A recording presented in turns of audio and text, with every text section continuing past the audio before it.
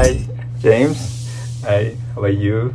Fantastic. Thank you so much for having me. Thank you so much for joining the special program actually by Heiwa Peace and Reconciliation Foundation of New York, because we try to create a series of video and it's a so-called like video project, 2020, because on the occasion of the 75th anniversary of Hiroshima and Nagasaki Memorial. So it is my pleasure to have you here, this program. And first of all, maybe, of course, we know each other, but viewers don't know who are, whoever listening to this or watching to this. And so I want you to sort of like briefly introduce who you are. And so maybe if you don't mind, starting your name or, what do you do? My name is James Lynch. I'm currently the president of the Buddhist Council of New York. I took over after Venerable Nakagaki had stepped down. I'm also the regional representative for Rissho Kosei and their outward outreach projects with regards to the UN and other organizations in the city. And I also sit on Religions for Peace USA, which is the largest national interfaith organization in the country. Okay. So, yeah, that's very good. So maybe... When was the first time that I met you, or how do I know, or how do we? I don't know. That's a long time ago. It's funny because I met you because you had come to Rissho Kosei. People knew you before I knew you. In other words, people at Rissho Kosei knew you and think very highly of you. Rissho Kosei is a Japanese lay Buddhist organization. They thought very highly of you, and they knew you very well. So you had come a couple of times to the center, and I think maybe before I even was on the Buddhist Council, Kamiya, right? Reverend Kamiya was there, and he was your friend, and he used to work at the UN as well. So I remember once or twice him going to the meetings at the Buddhist Council and so forth like that. So that's I met you in passing that way. So and I also maybe you could introduce yourself. You're the board members and also what do you call it, vice president of the Heiwa Peace Reconciliation Foundation of New York. Yes. I mean, it's a long name, so maybe I would say Heiwa Foundation. Maybe you can say Heiwa Foundation or something, or peace. It's sometimes hard to say that. Make it even longer, but no, I mean, I'm a Buddhist, so I try to keep it short. Yeah, but okay. That's a good idea. To say so many things, I just feel very opportunity. The opportunities were very wonderful to work with you. You're doing a lot of wonderful things here in the New York City area. Many, many Japanese members and non-Japanese members, especially a lot of Japanese people who are in the New York City area, hold you in very high regard. Yeah, I know you don't want me to say this, but it is very true. For the things that you do for Hiroshima. No, I appreciate whatever the good comments. I only listen to the good one, maybe. But then at the same time, we appreciate to support me to establish this Heiwa Peace and Reconciliation Foundation of New York, and so maybe you can share why you decide to help me to organize. After you had been working so diligently with regards to the Buddhist Council of New York, which you still do. It still does tremendous work for the Buddhist Council of New York. But my feeling was that so many things that you could do with regards to your own vision, with regards to peace and reconciliation and creating a sort of a think tank, a place where peace could be generated, I think would be really good with you. You're doing the Bodhisattva's work. All right. Bodhisattva's hands and feet. And so while the Buddhist Council is very good in trying to establish Vesek, making sure that the cultural dissemination of Buddhism is properly presented in the New York area, I thought that the Heiwa Peace and Reconciliation Foundation, which you have now founded and started, really embodies a lot of your real lifelong work. I think that's what made me excited. We just born like almost 2 years ago, so still baby in a way. Wow. But it is. Time is going by. Well, that's true. And because also one of the Heiwa Foundation was formed to sort of aim at this 75th anniversary as well, because I'm expecting this is going to come in up, this year anyway when we started, and then so because we wanted to start before 75th anniversary of Hiroshima Nagasaki comes. The bomb was dropped 1945 in August 6 and August 9 to Hiroshima as well as Nagasaki. So that's the the important day for me. And then because actually, as you know, I have been organizing the interfaith peace gathering for atomic bomb memorial or Hiroshima and Nagasaki, and also the so we call it gathering for peace, and so the peace prayers and so forth is going on for a long time, and then 75th is something very special.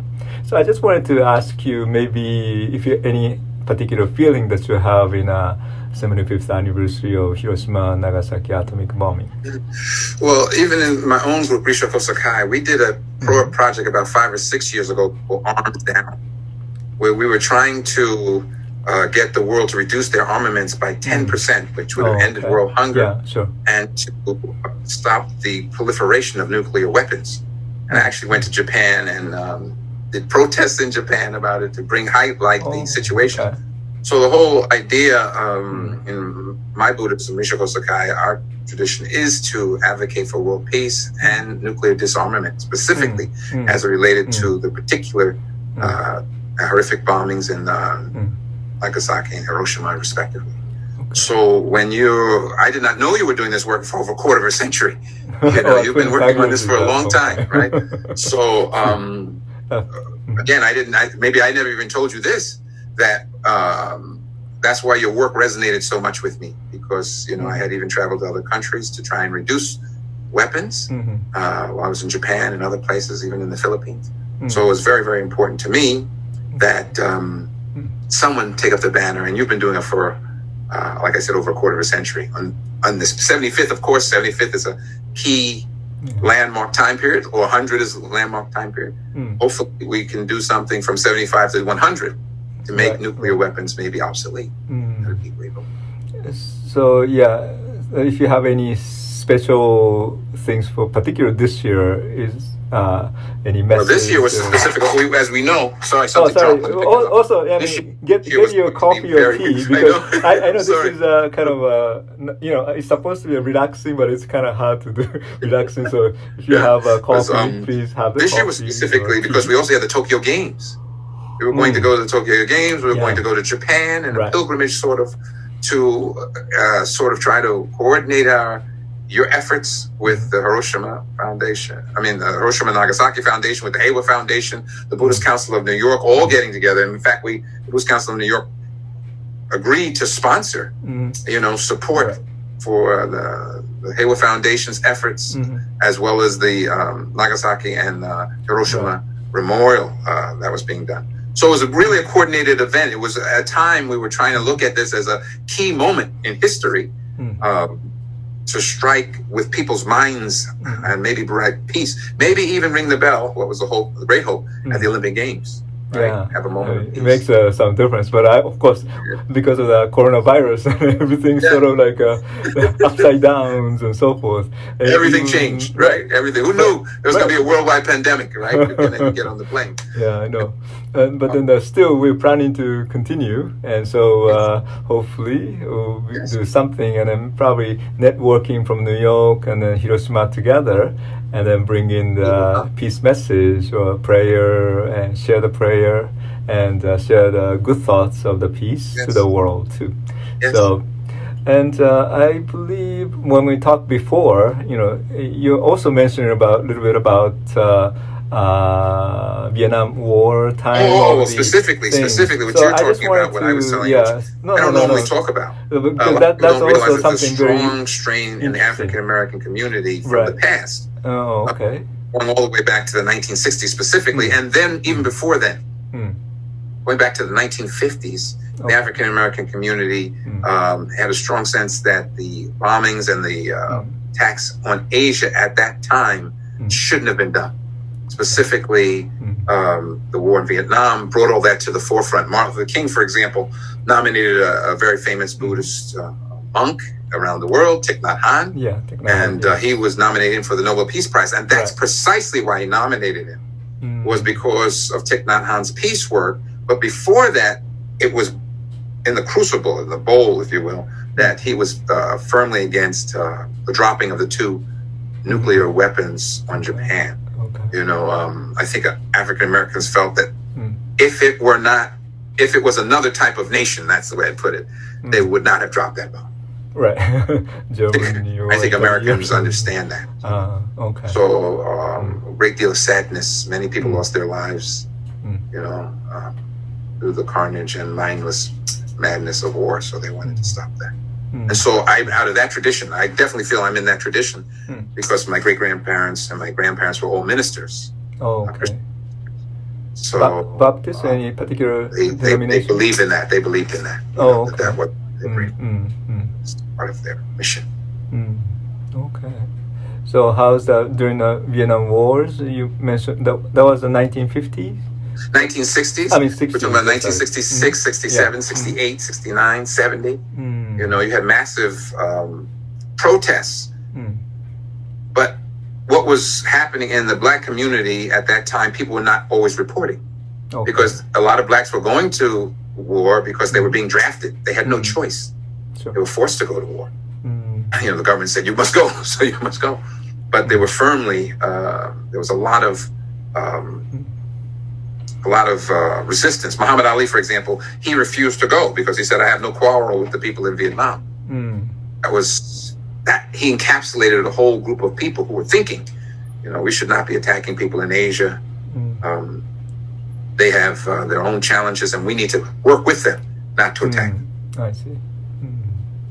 Very that's important. Now, very strong. Even like a demonstration now should be working for the probably, you know, the. Yeah, I think that to a large degree, unfortunately, that has been lost.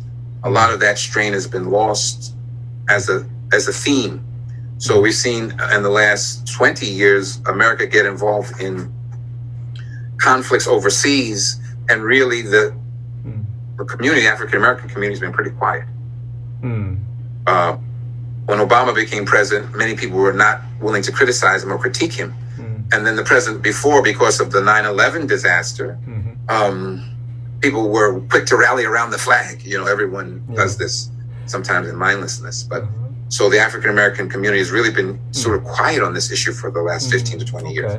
But in a way, I mean, for Japanese people, you know, President Obama's visit to Hiroshima, that was actually really the first time any president of the United States visit Hiroshima when they are, you know, not retiring. Like, you know, I know what you're saying. While they were actually official. Well, officially, you know, visited was the first time because, you know, actually as I mentioned, I've been doing the, you know, the Hiroshima Nagasaki Memorial for 25 years. And then until the President Obama visit, one of the requests from the Hiroshima city or mayor or Nagasaki mayor was they're asking President of the United States visit to Hiroshima. That was always in a part of the, you know, statement, but never done. And then, I mean, in one sense, from the President Obama's visit at that time was very, very historical. It was, actually. Absolutely. So in a way, you know, that's great. No. I think it was still important because what was happening, and the reason why presidents didn't do it was because there was a strong sense in the United States military they didn't want to apologize. Some people said we should still do it. We would do it again, right? They didn't reflect and correct or see the carnage and the long-term implications of their actions. Some people in the military said, so there was always, the president may want to feel a certain way, but the military may still feel, oh, we should still do this. Yeah, that's why. Well, it's not necessarily the Japanese people asking them to apologize, but rather to at least show the respect to those who lost their lives, not see necessarily who is. But that's why Americans don't understand the difference. Yeah, probably. Yeah, if you their minds, oh, you go there, you're disrespecting the people who died in World War II. This type of thing. Not saying that we should respect the people's lives who were lost. Because in a way, all of the life was lost in World War II and so forth is actually the victims of the so-called wars basically. The wars victims and all over the place. So from that sense, it's basically showing respect to all the lives that have to be killed or have to be fought. Like those. That's why I think it's so important the work that the Heiwa Foundation is doing. It highlights the need for this dialogue of mutual respect, the value of each life. This is the key component. If you just talk about weapons and violence, then you may continue that. But if you talk about human life and respect for human life and the dignity of human life and everybody's important, then you can make a move forward. Then you can have peace and reconciliation. Yeah, because we are all the same human beings and we just need to respect each other. And also, so this, in a way, this particular program that I'm doing, yourself, myself now here, is a kind of dialogue, the project. Maybe I can start from a little, interviewing some people and I have a little dialogue I wanted to listen to, at least the conversation begin. And so sometimes, this kind of conversation is very important, I think. And then, I of course, it's a short time, but then at least we have some, way of expressing what's something important, on the occasion of this 75th anniversary and then war in general, or even thinking of the future, what could be, what do you think, what would be necessary for us to bring the, like a world peace, in your opinion? Yeah. I think that even the dialogue to begin, if you think about it, very few people, everybody has prepared for war. And a lot of times, the world is always preparing for war. Oh, okay. Are rarely preparing for peace. What are the steps needed for a peaceful world? Doesn't mean everybody agrees, but it does mean that we don't butcher each other in the pursuit of selfish or egoistic agendas. It's a big difference. Okay. Yeah. And if you wanted to share anything that you're doing for the peace, the world peace is one thing also, but then sometimes we say peace begins with us, right? Within, begin. There's so many things. We had talked a little bit before. I was trying to think of things that we're doing on the Buddhist Council now with your help. One of the things that we're trying to do is create a peace and reconciliation type team, peace team in the New York area, because we obviously have unrest, we have riots, we have police misconduct. One of the problems is the argument is always to make people the demon, to demonize the other. We call it dualism. This idea of dualistic sort of thinking as opposed to a harmonious, integrated relationship. So I think the Buddhist Council, along with meaning all the various Buddhist communities, understands this, and sometimes that makes us seem to be passive because we're not criticizing and making people demons, evil. Right. So people think because we don't say that we don't care. That's not the issue, right? The issue is to bring forth from the people their goodness, right? And so I think that the Buddhist Council now is beginning to take actions thanks to your efforts, and is to begin to take those actions to make sure that we begin the process of peace and reconciliation. Everybody has a voice. Many people who Buddhist Council is still 99.9% Asian, and many of the Asian members still feel like they don't have a voice. So one of the things we've made in determination is to make sure we can speak for them when they may not feel comfortable because of the history of the United States too. It's not like they don't want to speak. They've been persecuted or prosecuted or bad things have happened to them. Yeah, the voice tend to be kind of the bad things happen. Yeah. But then maybe we should have a voice of a good thing. Why not? It's just always the negative things and try to change that. But then, maybe we can bring the strong voice of peace, or strong voice of positive things. Maybe that's another thing. It's important. So I've taken that as a thing to do, based upon my Buddhist faith and practice. Right. Just pie in the sky. Buddhism, causes plus conditions equals outcomes. Right. Right. It's not a dice game. Causes. So we must do good causes, be in the right conditions, and we'll have the right outcome. That's the way I look at it. Yeah. We don't Okay. have to rely on a hope or wish or burn candles or anything. It is up to us. Peace is up to us. Right, right. Well, yeah. Well, okay. Well, good luck for that, of course. And I'm happy to help at the same time as much as I can. I'm helping you. And so we work together. And the people who are listening to this, I hope they can join our, efforts as well, your efforts as well. And but do you have anything that maybe you wanted to add it because time is running? So I just wanted. I think the main thing. One thing we talked about is what is like the guiding star. One of the things in my group we talk about is cherish every encounter. So peace for us is in every encounter we have. Right? We must have gratitude in every encounter we have. So we don't look at things as bad or good. We look at everything as a gift from the Buddha. Okay. So even the challenge we face for world peace is really a great opportunity for us to cherish the encounter of the difficulties. Now things are getting exciting. That's what we say in our group. Now things are getting exciting. When difficulties come, now things are getting exciting. Yeah. This is the time to move. Time to move. Do something. Really, like you said, there's always something good there. Experience and then to overcome or actually the challenge all those things that it's like a homework you're given. And so you just that's exactly what we say. It's the Buddha's homework. Yeah, Buddhist homework. Oh, yeah, that's good. Our life. So you have so many homework to do. I think the main thing is cherish every encounter. This is the time. Hearing this, very good. This is the encounter they're having. The encounter when we go and talk to people is sacred. Every encounter we have is sacred. When we go to the bathroom, we wash our face. When we go outside in the trees, everything is sacred. Yeah, because it's caused by our own power alone. It's our power plus the power of life itself. So that's the last thing I would say. That's why all right.